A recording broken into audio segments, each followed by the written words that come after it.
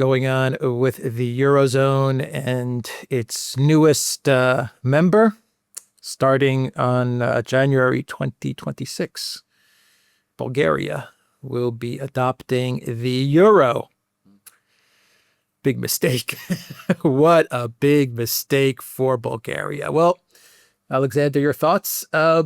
Real quick, the people are going to be crying. The politicians and the oligarchs are going to be laughing and smiling. No. Your thoughts? Well, you said newest member. Why not say the truth? Newest victim, because that is what it is. Yeah. The fascinating thing about this is that you put it exactly right. The oligarchs, of which Bulgaria, by the way, has oligarchs. To be absolutely clear, you know Bulgaria. I mean, I know Bulgaria very well because I have family connections in Bulgaria. Bulgaria has oligarchs. It is a very, very tightly controlled and at the same time deeply polarized political system.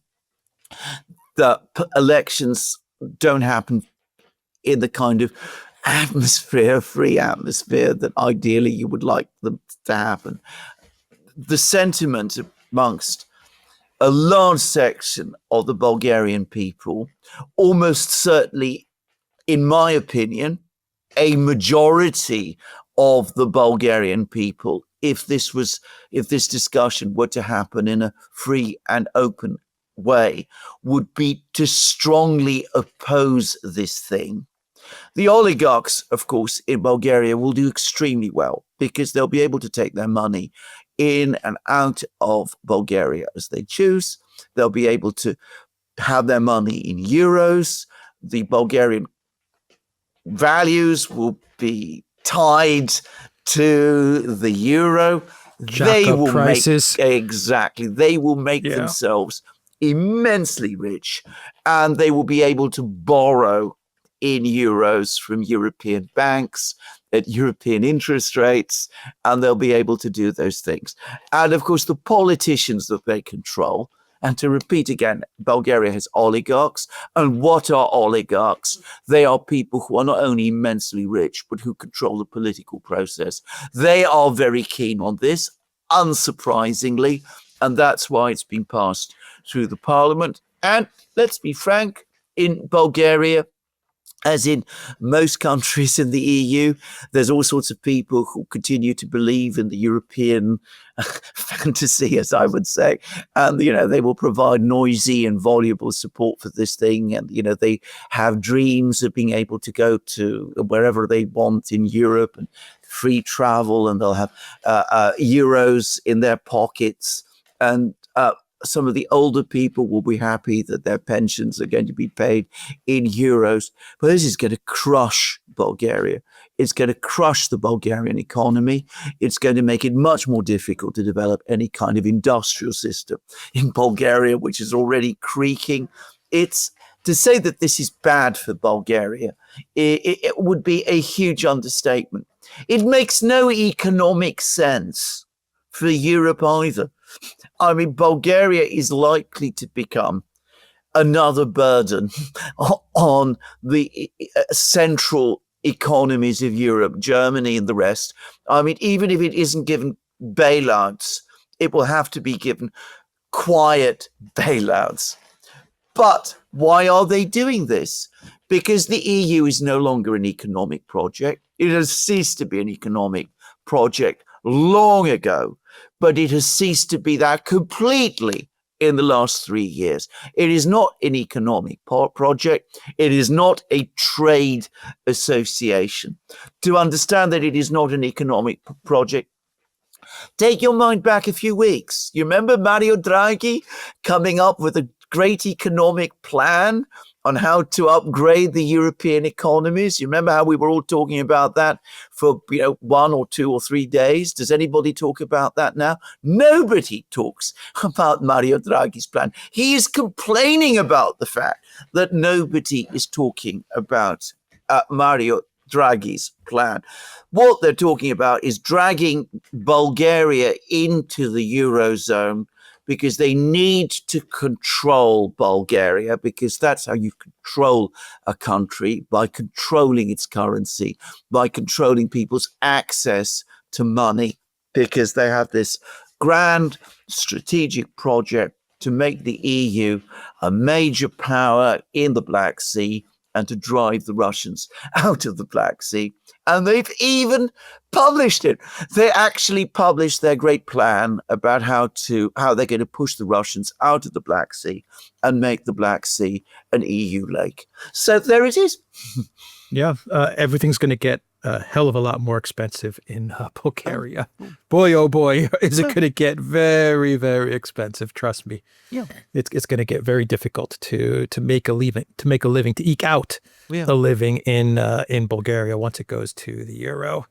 But it's a lock-in, isn't it? It's the European Union also locking in the country, taking over their sovereignty. There is no such thing as a sovereign country unless you control your currency. Correct. There's no such thing. No. You're not a sovereign country if you can't control your currency, if you can't print your currency, if you can't inflate the value, whatever. You're not a sovereign country once you give over your currency, and that is what Bulgaria is doing. So this means that whether Bulgaria likes it or not, whether the Bulgarian people like it or not, the Black Sea, this Black Sea project that Kaja Kallas outlined, it's going to happen. Bulgaria is going to play a significant role. It's going to backfire incredibly, but they don't care. And Bulgarians are going to be used as pawns in this geopolitical fantasy to control the Black Sea and to fight with Russia. And if they don't like it, Alexander, if they protest even a little bit, well, they're just going to shut off your freaking ATM machines. And the protest will last for about a day. Exactly. And I speak from experience. Absolutely. There you go. A Slav Orthodox country, historically very, very close to Russia, culturally, politically friendly to Russia. Many of the people in Bulgaria, as I know, still are. Not everybody is, but many, many people are. And as I said, this is now what it's going to find itself obliged to do. I mean, what is it? You could argue, one bank, the European Central Bank, one bank to rule them all, and in the darkness bind them. Yeah. So Romania's next, I guess? Absolutely, of course. That's exactly where it's going. That's exactly where it's going. And so just to end the video, what is the EU, what do you think the brilliant mind of Kaja Kallas, what do you think the strategy is for this Black Sea project? I mean, it's okay, so you're going to get Romania's next. You got Bulgaria now in 2026. Romania is going to be next. They're going to lock down Romania as well.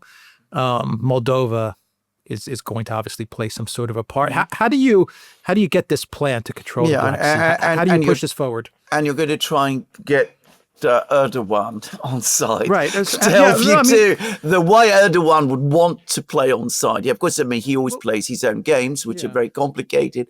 But I mean, he's equally likely to betray you as to work with you, and more likely than not, at some point he will, because Erdogan plays the Europeans like a violin. Frankly, he's probably telling them all kinds of things, and they'll do all sorts of deals with him. But I mean, the plan. What are the geniuses? What are the geniuses in Brussels and in NATO as well? Yeah. What do you think they're? How are they envisioning this? I mean, it looks like they're going to lose their chance of establishing bases in the Black Sea, in Ukraine. Oh, well, they've already set it all out. They're going to establish naval bases in Constanza, in Bulgaria. They've already talked about, railway lines and expanding port facilities and creating bases and all of that kind of thing, and shipyards. And they're going to project power into the Black Sea. That's what they fantasize. And no doubt they will be hoping that Erdogan will not only lend the support of the Turkish military to this project, but he'll probably allow more warships to transit into the Black Sea through the Dardanelles, maybe even get the Straits Convention modified in some kind of way. So, I mean, that's the plan. It is a complete fantasy. I mean, it is a complete idiocy. And of course, what benefit accrues to Europe from doing any of this. I mean, it only makes sense if you are obsessed with Russia and want to wage perpetual conflict against Russia. But the idea of militarizing the Black Sea, of all places, taking on the Russians there, is lunacy. But, since when did these people act with anything like rationality? They never have, and they never will. And, because for them, an endless conflict with Russia is their way to promote their geopolitical project in the EU. And ultimately, this is what this is all about. But as I said, it makes no geostrategic sense. It makes no economic sense.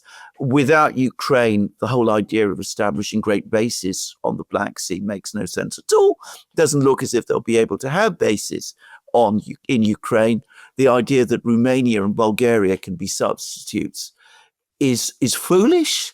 But what it will do is it will involve these countries in this geopolitical chess game, and it will provide even more opportunities for the EU centre to control their politics. Right. Just to make it clear, the EU is not looking at an expansion into Ukraine with this move. No. They're just looking to build up the bases in Romania and in Bulgaria so they can come along and they can say, okay, Turkey's a player in the Black Sea, Russia's a player in the Black Sea, but so are we. Well, yeah, but yes. But I mean, this is a substitute for the loss of Ukraine. Right. Because the original idea, going back to 2013 and beyond, was that you get Ukraine into the EU and into NATO. You push the Russians completely out of the Black Sea. The neocons in the US, who are always much more forthright about these things, have openly spoken about it. You establish NATO bases in Crimea, in Odessa, and those sort of places, and then you drive the Russians out of the Black Sea completely.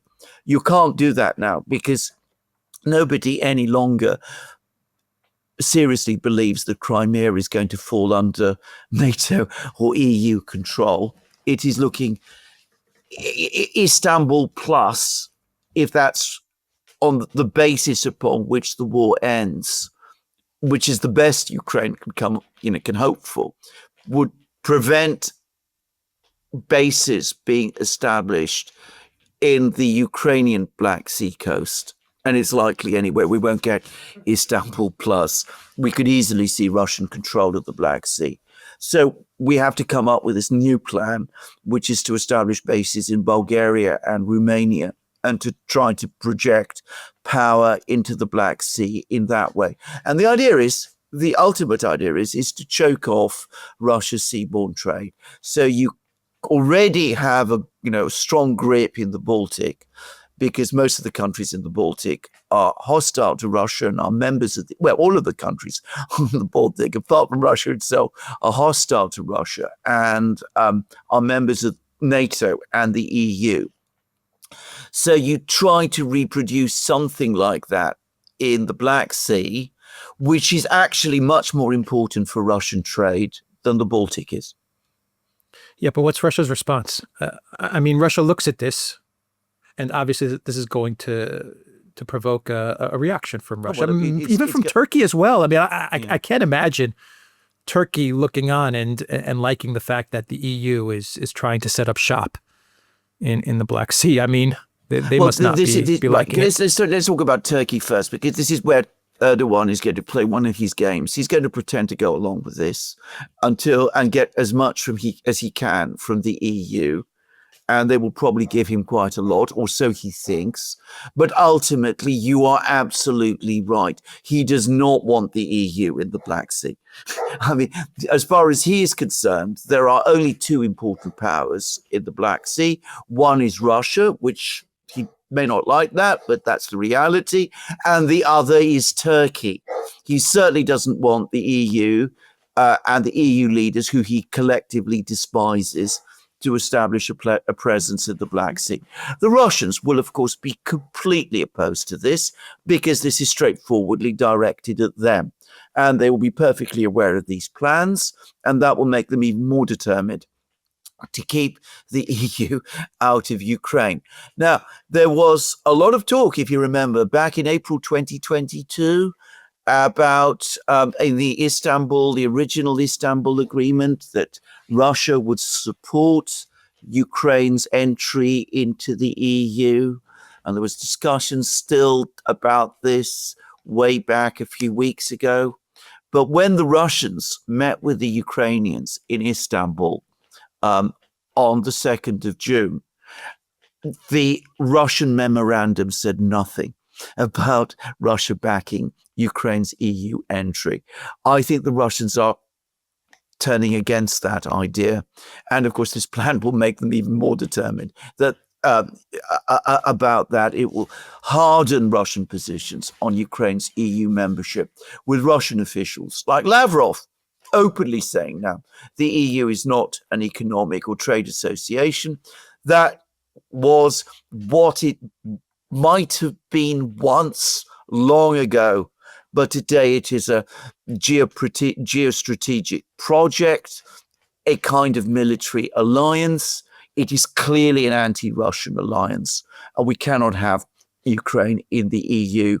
And I think in a few weeks' time, at the next iteration of the Istanbul talks, assuming that we ever get there, you will see that that is going to be the Russian position. Yeah, but my final question is what can Russia do to counter this move? Is there something they can do? There is absolutely. I'm not talking about military action. I'm talking about diplomacy, geopolitics. I mean, what does Russia do to counter this? Very difficult for them to do very much if countries like Bulgaria and Romania make the catastrophic decision of joining the euro. I mean, that is the trouble. I mean, how do you break that? I mean, they can tell the Bulgarians, this is a huge mistake that you're making, but then that will bring about the whole usual narrative that Russia is interfering in Bulgaria's internal affairs and all of that. I know for a fact that in Bulgaria, they can listen to Russian television broadcasts, and because there's enough similarity between Bulgarian and Russian, they can to a great extent understand what people in Russia are saying about this. So Russia does have influence. It has historic contacts. It has all of these things. And there is that cultural affinity as well. And we still have until 2026 before it happens. But ultimately, Russia can't control what happens in Bulgaria and Romania. It is up to those countries. If we get into a situation where Bulgaria joins the euro and Romania eventually does so, then they are trapped. And until the point comes when the entire EU project collapses, whether they like it or not, they will become more pawns in this geopolitical chess game against Russia that they have no real interest in. And in fact, which is disastrous for themselves. It'll make Russia an enemy. And at the same time, of course, they will have to accept terrible sacrifices in their economies. Yep. And they will be militarized as well. Absolutely. Both those countries. All right. Yeah. Militarized against Russia. Okay. In Romania's case, Russia and Romania have generally, for most of the last 200 years, been adversaries. But in the case of Bulgaria and Russia, it has been entirely different. I mean, Bulgaria owes its independence from Turkey to Russia. They've always been strong relations between Bulgaria and Russia. I mean, it will be a massive cultural break for its people, and perhaps a very difficult one. Yeah. All right. We will end the video there. The Duran.locals.com. We are on Rumble, Odyssey, BitChute, Telegram, and X. Good.